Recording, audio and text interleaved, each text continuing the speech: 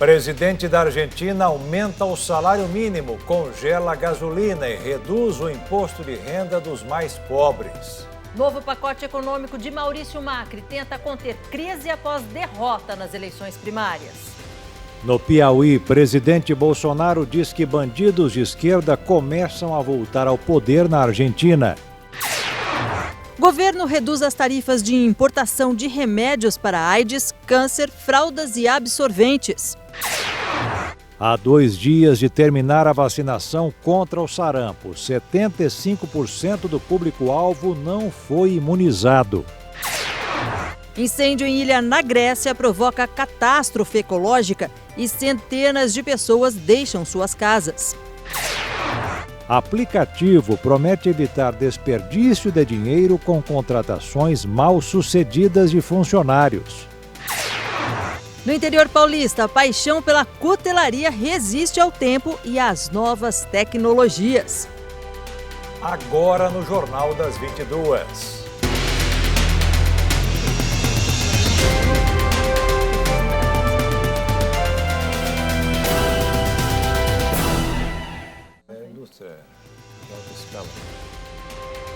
Muito boa noite. Boa noite.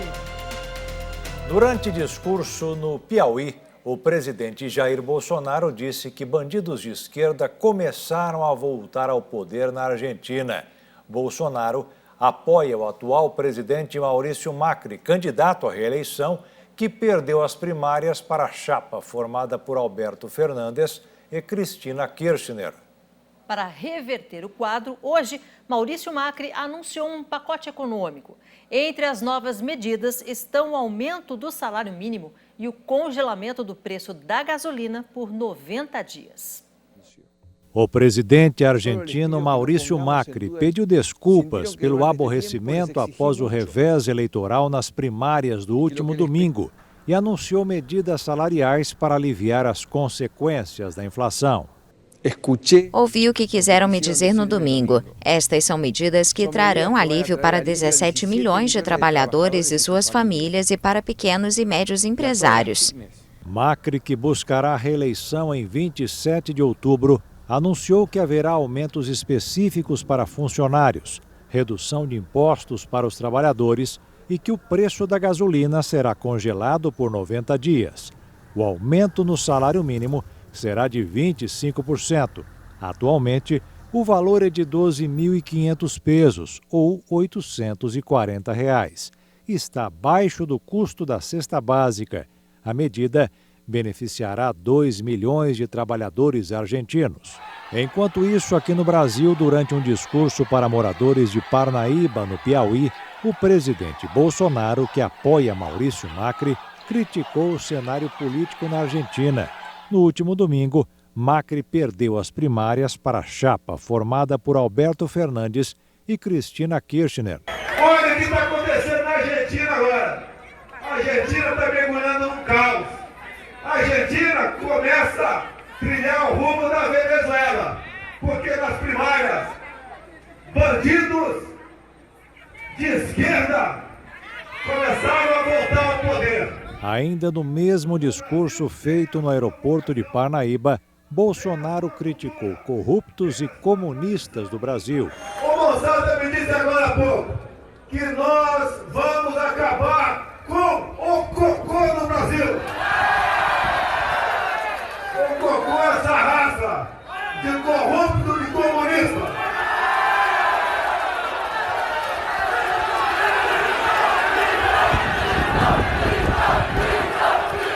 Nesta quarta, Bolsonaro teve o primeiro encontro com o governador do Nordeste após a polêmica causada por declaração sobre governadores da região. Ele foi recebido por Wellington Dias, do PT, que o cumprimentou e logo voltou a Teresina. Para a imprensa, Bolsonaro disse que não ajudará governador que o critica, prefere ajudar os prefeitos. O governador que me critica e arranja recurso nosso, a gente lamenta, vou continuar fazendo parcerias com prefeitos por todos os estados aqui do Nordeste. A reforma da Previdência começou a tramitar de fato hoje no Senado. A Comissão de Constituição e Justiça aprovou os requerimentos de audiências públicas com especialistas e pessoas ligadas ao tema. Os requerimentos foram apresentados pelo relator da reforma no Senado, Tasso Gereissati, do PSDB do Ceará, além dos senadores de partidos como PT, PSB, Rede e PSL. A previsão é que na segunda-feira haja uma audiência com o secretário especial de Trabalho e Previdência do Ministério da Economia, Rogério Marinho. Pelo cronograma aprovado, a leitura do parecer do senador na CCJ está prevista para o dia 28 de agosto e a votação na comissão em 4 de setembro. No plenário, a votação em primeiro turno está prevista para 18 de setembro e em segundo turno em 2 de outubro. Uma eventual inclusão de servidores estaduais e municipais na reforma vai integrar uma PEC paralela. A Previdência de Servidores do Estado registrou um rombo de 101 bilhões de reais em 2018. Foi esse o valor que, juntos, os governos estaduais tiveram que desembolsar para cobrir o débito previdenciário de todos os poderes locais. Um levantamento feito pelo Tesouro Nacional mostrou que os estados gastaram cerca de 100 bilhões e 284 milhões de reais em 2018 para cobrir o rombo com a Previdência. O secretário do Tesouro Nacional, Mansueto Almeida, afirmou que 12 estados superaram os gastos em 2018. De acordo com o Tesouro, a maioria das federações registrou o crescimento do déficit previdenciário em relação ao ano anterior. O texto alertou ainda que a inclusão de estados e municípios na reforma da Previdência é fundamental para o equilíbrio fiscal. Segundo o Tesouro, os estados que ultrapassaram o limite da meta fiscal foram Tocantins, Minas Gerais, Mato Grosso, Rio Grande do Sul, Rio Grande do Norte, Acre, Goiás, Piauí, Mato Grosso do Sul, Paraíba, Rio de Janeiro e Maranhão. O Tocantins é o estado em pior situação, com 79,22% das receitas correntes gastas para o pagamento de pessoal. No Senado, onde tramita atualmente a reforma da Previdência, deve ser apresentada uma proposta de emenda constitucional paralela para estender as novas regras de aposentadoria para servidores estaduais e municipais. A pauta da Previdência não é uma pauta do governo, é uma pauta do país. Não existe hoje nenhuma reforma mais urgente do que essa, porque se nós não começarmos já o tratamento, nós vamos ter uma solução de inanição para todos os entes da federação. Agora, quanto mais demora esta reforma, mais amargos remédios que nós vamos ter que tomar. A campanha de vacinação contra o sarampo em São Paulo termina daqui 2 dias. Até agora, menos de 30% do público-alvo foi imunizado. Só na última semana, o número de casos aumentou em 36% em todo o estado. Muita gente deixou para se vacinar na última hora. Esse posto de saúde no centro de São Paulo ficou cheio nos últimos dias. Eu não tomei por causa que eu estava sem tempo, aí agora que sobrou um pouquinho mais de tempo, aí eu vim no posto. O estado de São Paulo tem mais de 1.300 casos confirmados de sarampo, a maioria na capital. Os estados do Rio de Janeiro, Bahia e Paraná também têm surto da doença, que já foi considerada erradicada no Brasil. Houve uma diminuição na cobertura vacinal. O que é a cobertura vacinal? É o número de pessoas que estão vacinadas. O ideal dessa cobertura é acima de 95%. Nós experimentamos uma queda nessa imunização. Com uma reintrodução do vírus, o que aconteceu? Estas pessoas suscetíveis ou não imunizadas começaram a ficar doentes. E isso leva a um aumento muito rápido do número de casos. Por quê? Porque o sarampo é uma doença muito facilmente transmissível. A Jamile faz parte desse público, que vai de 15 a 29 anos. Só foi tomar a vacina porque uma colega de trabalho ficou doente. E por que você não tinha vindo tomar antes? Porque eu não achei necessário e o tempo também corrido. E aí depois ficou preocupada, né? Depois fiquei muito preocupada. A campanha para vacinação de bebês entre 6 e 11 meses de idade, que também fazem parte do público-alvo, foi ampliada para 38 cidades de São Paulo, além da capital.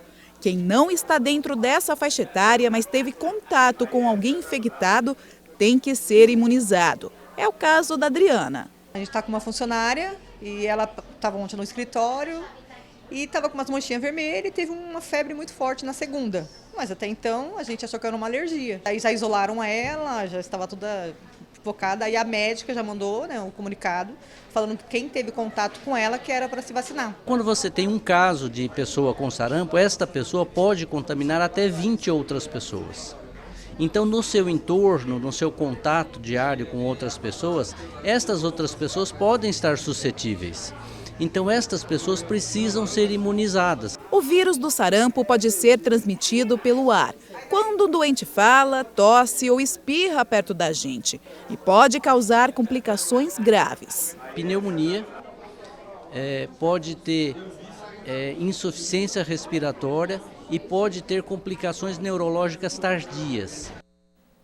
A Comissão de Assuntos Sociais do Senado Federal aprovou hoje o projeto de lei que permite sacar o FGTS para pagar curso de educação superior e cirurgias essenciais à saúde.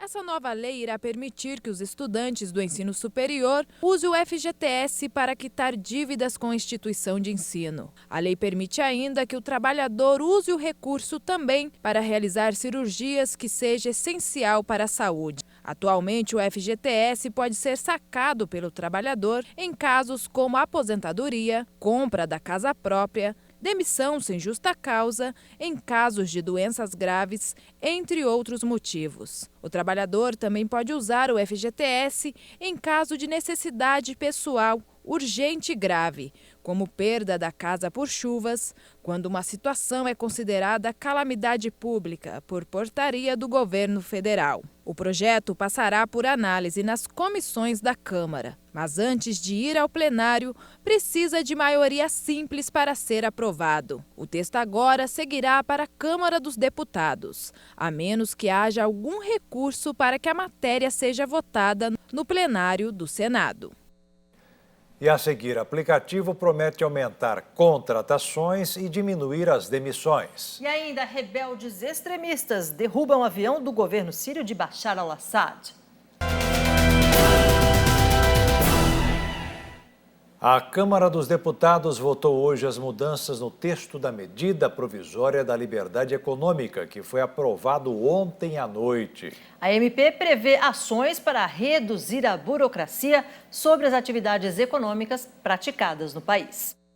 A votação dos destaques foi o primeiro item da pauta desta quarta-feira na Câmara dos Deputados. Ao todo, estavam em análise 11 sugestões de mudanças no texto. A sessão começou à tarde, a plenária foi movimentada e a discussão seguiu até a noite. A riqueza brasileira e os seus adeptos nesta casa enxergam o que é modernização das relações econômicas. Para eles, modernizar as relações econômicas é retirar os direitos dos trabalhadores brasileiros. O Brasil é um país continental que tem regras trabalhistas consolidadas. Liberar o ponto de exceção é garantir que o trabalhador não vai ter hora extras. Mais cedo, o secretário de Desburocratização, Gestão e Governo Digital, Paulo Ebel, defendeu que todos os destaques à medida provisória da liberdade econômica fossem derrubados. Segundo ele, havia acordo para que o texto principal, aprovado na noite desta terça-feira na Câmara, fosse mantido. Esse ano, por exemplo, poderia dobrar o PIB se tivesse sido introduzido no início do ano. Então é um impacto muito forte, ela facilita a abertura e fechamento de empresas, ela facilita a iniciar atividades em estabelecimentos de baixo risco, que não dependem mais de alvará, de licença. Isso significa muitas vezes 3, 6 meses de espera que não vão ter mais. O objetivo da MP é desburocratizar atividades econômicas e dar mais abertura e autonomia ao mercado brasileiro.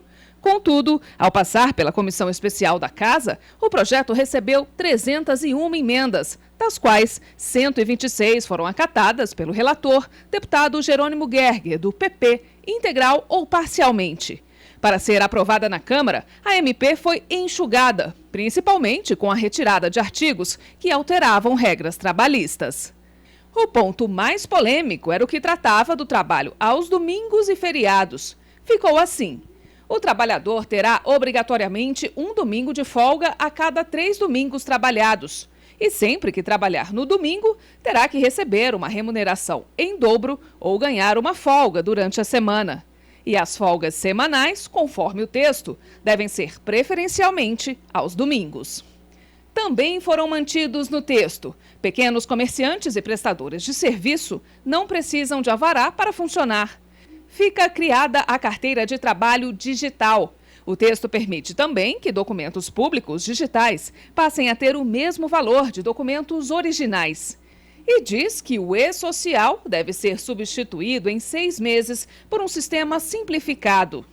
Os deputados decidiram não tratar agora de mudanças nas regras para os transportes de carga, nem da anistia das multas por descumprimento da tabela do frete. Uma parte do que foi incluído na comissão, por pedido de deputados, da sociedade, segundo alguns advogados do direito civil, ia gerar judicialização dessa matéria, ia ficar mais difícil, né, do que se imaginava. Os deputados tinham pressa para aprovar por completo essa medida provisória que foi editada pelo governo em abril e que pode perder a validade no dia 27 de agosto. Para que isso não aconteça, ela ainda precisa ser aprovada pelo Senado. A votação por lá da MP da Liberdade Econômica está prevista para a semana que vem. Agora, a Câmara se prepara para receber a proposta de reforma tributária. Quase 20 bilhões de dólares são desperdiçados em todo o mundo com contratações erradas. Mas essa situação pode estar com os dias contados. Pois é, um novo aplicativo apresentado numa feira de tecnologia em São Paulo promete evitar que o recrutador cometa erros na hora de escolher um funcionário. O mercado de trabalho sempre exige muito das pessoas e empresas em todo o planeta procuram os melhores profissionais para compor suas equipes. Só que nem sempre dá certo. São quase 20 bilhões de dólares desperdiçados todos os anos em contratações mal sucedidas. O período de adaptação entre a empresa e o novo funcionário é um ponto de interrogação. E apesar das expectativas serem positivas para os dois lados, é possível que algum engano aconteça. E é nessa hora que o prejuízo começa. Mas, para evitar essa dor de cabeça, empresas têm desenvolvido soluções tecnológicas para melhorar a relação com o próprio funcionário. Se eu saio de um carro câmbio manual para o carro câmbio automático, por mais que eu queira o câmbio automático, que é muito mais gostoso, eu vou reclamar e aquilo impacta na minha performance. Então, o grande problema é que quando eu estou na adaptação, a minha performance é mais baixa. Então, se eu não tenho uma liderança focada em me ajudar, se eu não tenho colegas de trabalho entendendo o meu período de adaptação, se eu não sei ainda todos os lugares ou quem é pedir ajuda, a minha performance nesse primeiro período de 90 dias vai ser reduzida. Por isso, uma área muito conhecida dos profissionais, os recursos humanos, vem apostando no uso da tecnologia para mudar esse cenário. A ideia dessas tecnologias é conseguir acertar o perfil desejado de candidatos a vagas de emprego de uma forma mais precisa. Imagina alguém que vai no supermercado e tem na prateleira tudo que ela precisa. Então nós vamos dispor um profissional e suas habilidades às empresas numa velocidade jamais vista nem no Brasil nem no mundo. E esse objetivo veio a partir de um estudo que foi feito e perceberam o valor que é desperdiçado nessas contratações erradas. Na verdade, nós vimos isso na nossa própria empresa. Nós dobramos o tamanho ano após ano. Nós contratamos em média 40 pessoas por mês, todos os meses. E nós tínhamos essa demanda, a velocidade de contratação, contratar pessoas certas, com os skills, hard skills, soft skills certos. E nós demandávamos muito tempo e a nossa empresa parava de crescer pela nossa capacidade de contratar as pessoas certas. E não só de um banco de dados pode dar ao profissional uma chance de conseguir uma vaga. Para esta startup, o uso das redes sociais se tornou uma conexão profissional e produtiva. O tempo de contratação, ele é um tempo que muitas vezes ou é curto demais, e aí as empresas colocam aquele profissional sem ter nenhum critério, ou é um tempo extenso, cheio de burocracias. E o intuito do GoIT foi tentar equilibrar isso. Tentar equilibrar, reduzir um tempo de contratação que seria de 45 dias para 10 dias, tá? E nós, além de reduzirmos o tempo, reduzimos também o turnover, que é a rotatividade das pessoas. Já esta empresa criou um método para que prováveis decisões negativas se tornem positivas. Dependendo da complexidade do cargo, a gente tem processos que levam meses. E quanto mais apoio for dado para o colaborador nesse período, com treinamentos e alinhamentos, mais rápido tudo isso pode acontecer e maior é a chance disso dar certo. E esse colaborador está integrado cada vez mais com a cultura da empresa, com os procedimentos e com o que era esperado que ele fizesse. A tecnologia veio para fazer a diferença e solucionar muitas questões, mas é importante que o lado humano continue. A gente precisa mudar o modelo mental. A gente precisa que as pessoas pensem já como digitais, né? Então, se eu pego uma criança de 7, 10 anos, qualquer computador que eu ponha na frente dela, ela vai com o dedinho. Ela quer touch. É isso que o mercado quer. Um incêndio de grandes proporções atingiu a ilha Eubéia, uma das reservas mais bem preservadas da flora e fauna selvagem da Grécia. Pelo menos 500 pessoas tiveram que deixar suas casas. Cerca de 200 bombeiros, com o apoio de helicópteros e aviões, se mobilizaram para combater as chamas. A ilha de Eubéia, na Grécia, abriga uma das reservas mais bem preservadas da flora e fauna selvagem no país. Mas esse patrimônio natural está em risco por causa do incêndio que devasta a região há mais de um dia. As chamas podem causar uma enorme catástrofe ecológica. O fogo avança por uma frente de 12 quilômetros e 4 municípios ordenaram a saída de moradores em Eubéia, a segunda maior ilha grega. O fogo começou à margem de uma estrada na madrugada de terça-feira e se propagou rapidamente com as fortes rajadas de vento e a vegetação muito densa e seca da ilha. O pinhal é considerado patrimônio natural por sua fauna e flora selvagem. Quase 200 bombeiros trabalham na área do incêndio e recebem o apoio de 75 veículos, 9 helicópteros e 7 aviões de combate às chamas. Rebeldes jihadistas derrubaram um avião do governo da Síria e capturaram seu piloto durante um confronto no noroeste do país. Esta é a primeira vez que uma aeronave é abatida desde o início da escalada militar em Idlib, nos últimos meses. Rebeldes extremistas derrubaram nesta quarta-feira um avião do governo do presidente sírio Bashar al-Assad. O Observatório Sírio dos Direitos Humanos informou ainda que o piloto foi capturado pelos jihadistas do Hayat Tahrir al-Sham, o grupo que é um ex-braço sírio da Al-Qaeda controla a região. A aeronave era um caça Sukhoi e sobrevoava uma zona ao leste de Khan Sheikhoun, cidade considerada crucial no sul da província de Idlib. Esta é a primeira vez que um avião é abatido desde o início da escalada militar promovida pelo regime e aliada à Rússia nos últimos meses. Cerca de 820 civis morreram nos bombardeios e mais de 400 mil tiveram de deixar suas casas nesta região onde vivem 3 milhões de pessoas. A guerra na Síria começou em 2011 e já deixou 370 mil mortos. E a seguir, remédios para o combate de câncer e HIV. A partir de agora, não terão mais a mesma tarifa de importação. O governo reduziu a tarifa, você vai ver daqui a pouco. E ainda a tradição da cutelaria que resiste à tecnologia em Ribeirão Preto.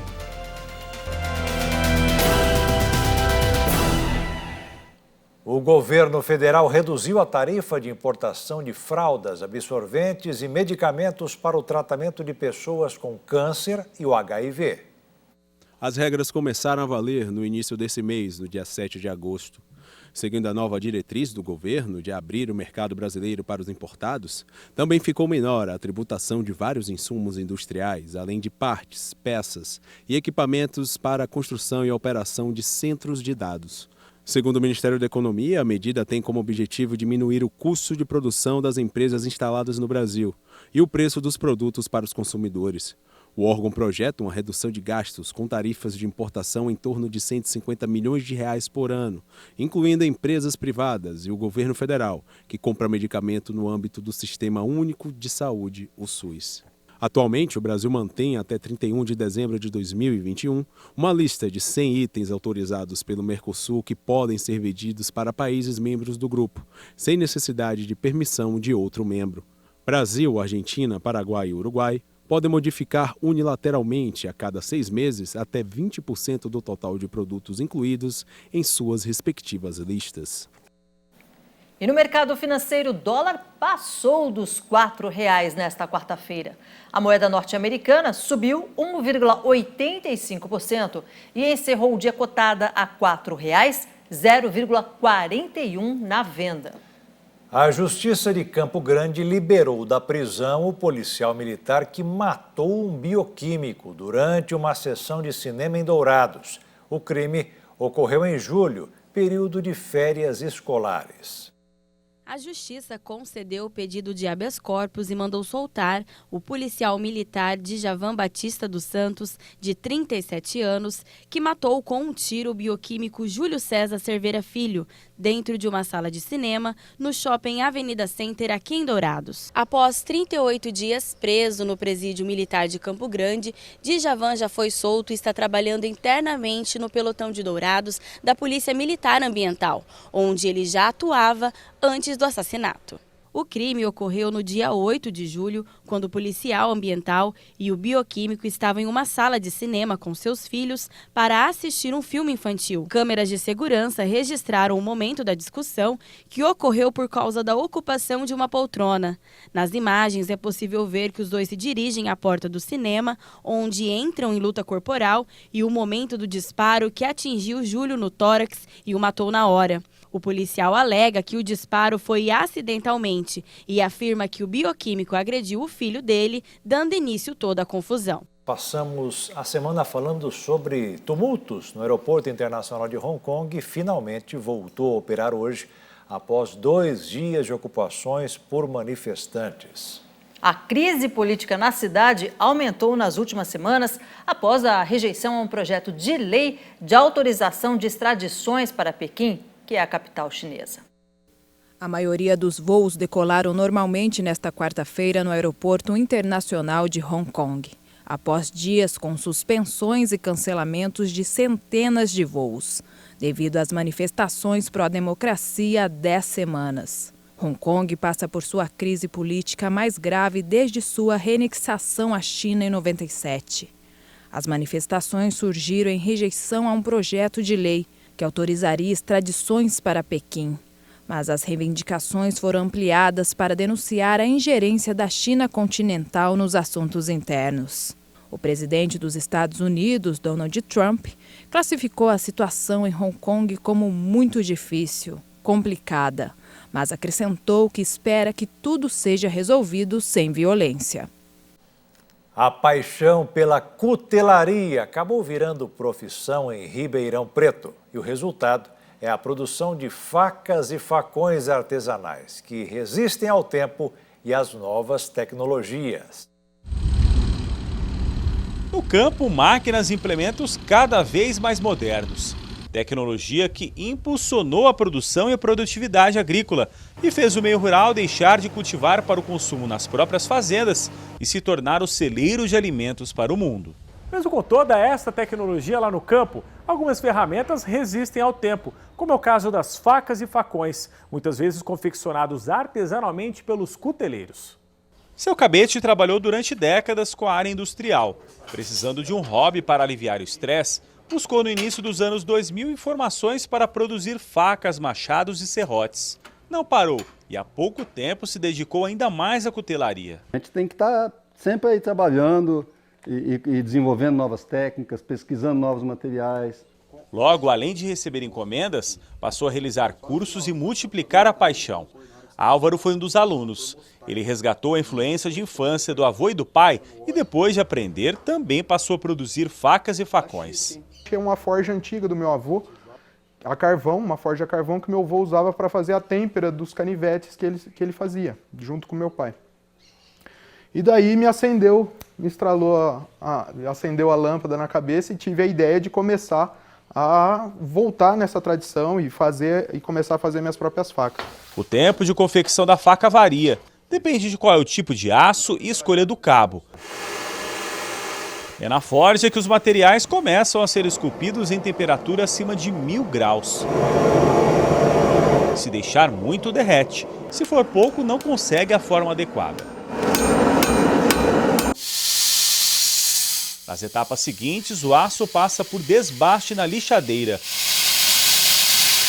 e segue para o endurecimento e revenimento, para endurecer e ficar flexível de acordo com o uso. Pedidos chegam para os cuteleiros de diversas partes do Brasil. A variedade é grande para atender a todas as necessidades. Produtos personalizados.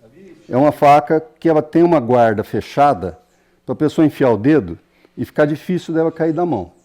Então é uma faca muito usada por pescador embarcado. Essa faca, ela tem o cabo com os pinos vazados, furados, que a intenção é que corte um pau reto lá no mato. O valor de uma faca é incalculável. Cuteleiros de renome, muitas vezes internacional, que existem aqui no Brasil, conseguem vender facas, vendem facas, tem um comércio deles, colecionadores de todo mundo os procuram, né, para adquirir essas peças dele, com uma fila de espera sempre muito grande, e esses podendo chegar até $10 mil uma peça primorosa de um cuteleiro de renome internacional. E a seguir, milhares de candidatos com mais de 60 anos se inscreveram para o Enem. E ainda você vai conhecer o município considerado um dos mais arborizados do país.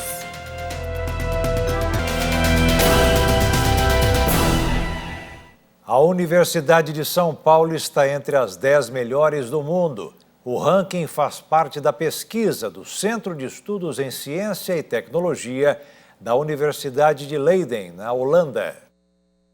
O Jornal da USP divulgou que a instituição brasileira ocupa o 8º lugar, mesma posição obtida no ranking de 2018. O Centro de Estudos ranqueou neste ano 963 universidades e avaliou a pesquisa acadêmica produzida pelas instituições. A USP é a única instituição latino-americana a figurar entre as 100 melhores do mundo. As outras universidades brasileiras mais bem avaliadas são a Unesp na posição de número 138, a Unicamp na posição 183 e a Universidade Federal do Rio Grande do Sul na posição de número 192.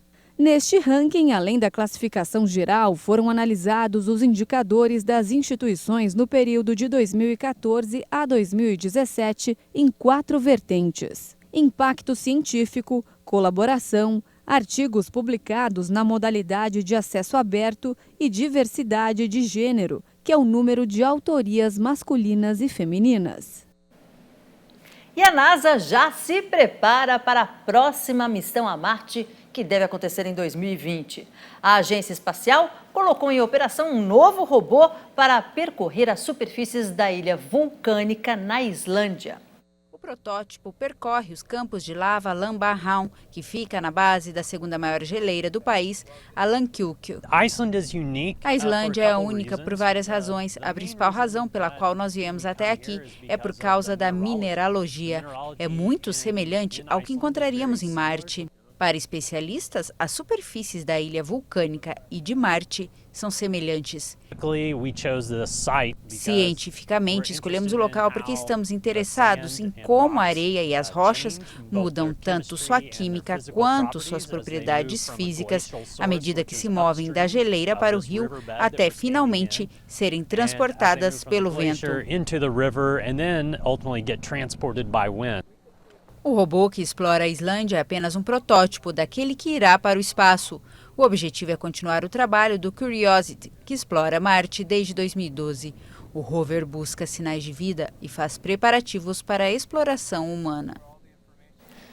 Ô, Regiane, você sabia que Dourados, que é sempre destaque aqui no Jornal das 22, ela é considerada uma das cidades mais arborizadas do país? Pois é, eu não tinha a menor dúvida e fiquei até curiosa. Olha só, essas árvores que são essenciais para o equilíbrio do meio ambiente, elas desempenham funções vitais como o controle de temperatura e lá está cheio. Pois é, e para não perder essas árvores, né, portanto, para preservar esse bem tão importante, o que a Prefeitura do município vai fazer? Ela resolveu implantar um plano diretor de arborização urbana. árvores e mais árvores. Uma das características de Dourados e que chama bastante atenção de quem passa por nossas ruas é que elas são extremamente arborizadas. E os ipês que dão um charme todo especial com as floradas coloridas. Não tem como passar despercebidos, não é mesmo? Mas a função das árvores vai além da beleza. Elas contribuem para o equilíbrio do meio ambiente. E você, sabia de todas essas informações e da real importância das árvores? Não. Não? Não? Não. É tudo, né? Preservação da natureza, né? Oxigena a cidade. Que melhora o ar, melhora o ambiente, né? Acho que as árvores fazem muita importância para o ser humano, né? Clima, né? Ajuda bastante no clima. Só na área urbana aqui de Dourados estão plantadas mais de 100 mil árvores, 63% delas de 3 espécies diferentes. O município é considerado um dos mais arborizados da região centro-oeste e do país. De acordo com o diretor do IMAM, Instituto Municipal de Meio Ambiente, estudos feitos pelo órgão visam também equilibrar o plantio com exemplares que promovam a harmonia no meio ambiente. E para cuidar de todo esse bem natural que temos aqui, um plano diretor de arborização urbana foi criado no município. Foi detectado pela FAPEC que aqui em Dourados o Oiti está com uma incidência de 33% de plantio. Isso é mais que o dobro, de 15%, que é o recomendado. Isso pode provocar, ocasionar a doenças, a propagação de doenças e fungos, né, que prejudicam toda a flora. O estudo foi para fazer um diagnóstico das condições das árvores de Dourados. Cerca de 62% foram consideradas em bom estado de conservação e não apresentaram sinais de pragas ou doenças. Já 26% requer algum tipo de cuidado. A qualidade proporcionada pela arborização é muito boa, melhora a qualidade de vida da pessoa, a sensação térmica é outra comparada com a cidade que não tem a mesma arborização. Então esse estudo visa direcionar o manejo que nós vamos dar adequado para a realidade da nossa cidade. O que também permitiu esse estudo é saber que 5%, e dá uma projeção aí de 4.700 pés, precisam ser removidos e ser realizado novo plantio de espécies adequadas que não entrem em conflito com a rede elétrica e nem cause prejuízo para a população, com o problema de quedas, principalmente no período de chuva. Manter a cidade arborizada depende de todos nós. Afinal de contas, temos que preservar o ambiente em que vivemos. O Enem deste ano registrou quase 6.400.000 inscritos. É o menor número de candidatos das últimas 8 edições. Por outro lado, Jaqueto, tem aí um público que tem se mostrado bastante fiel. São pessoas com mais de 60 anos que buscam novos caminhos. Nesta edição, o Enem recebeu 9.000 inscrições de pessoas com esse perfil. Por mais de 40 anos, a Zafira adiou o desejo de cursar uma faculdade. Ela estudou até a 4ª série. Quando vieram os filhos, o objetivo era o sustento da casa. E aí os planos foram ficando para trás. Não dava tempo de estudar. Não dava tempo de estudar. Não dava tempo nem de dormir, quanto mais estudar, nem se imaginar assim. Até que aos 52 anos, a Zafira decidiu mudar isso. Com os filhos já crescidos e a vida mais tranquila, ela decidiu concluir os ensinos fundamental e médio. E hoje, aos 60, ela está se preparando para entrar na faculdade. Eu não tinha ensino fundamental, aí eu fiz ensino fundamental e fiz ensino médio. E prestei o Enem em 2015. E agora eu estou de novo prestando para poder fazer o curso de letras, faculdade de letras eu quero fazer.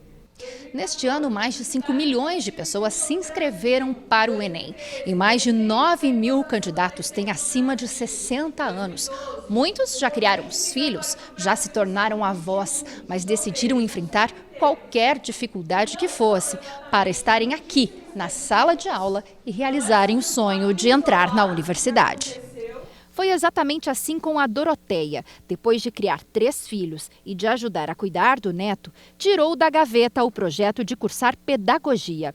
Para conquistar o tão sonhado diploma, ela teve que retomar os estudos. Nesse ano, ela terminou o ensino médio e agora estuda bastante para o Enem. No dia de começar a aula, eu fiquei meio assim, né? Parecendo criança no portão da escola. Entro ou não entro? Vou entrar, vou ver como que é. Amei estudar.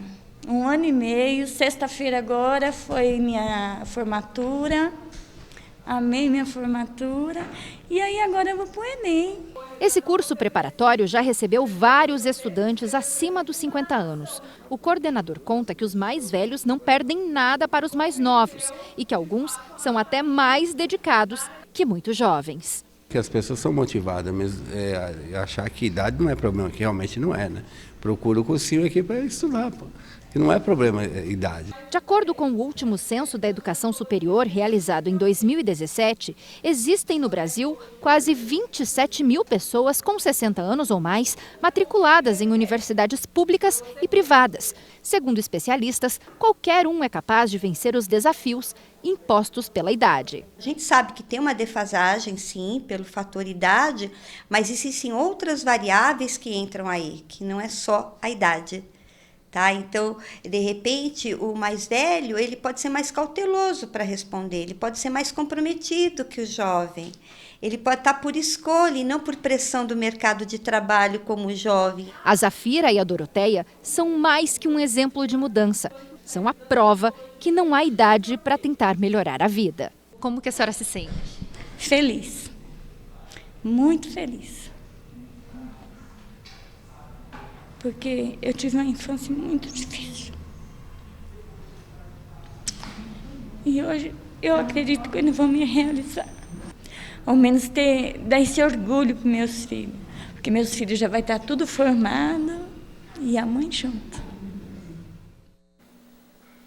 E o Jornal das 22 termina aqui. Tenham todos uma ótima noite. A gente se vê amanhã. Boa noite, fique na paz.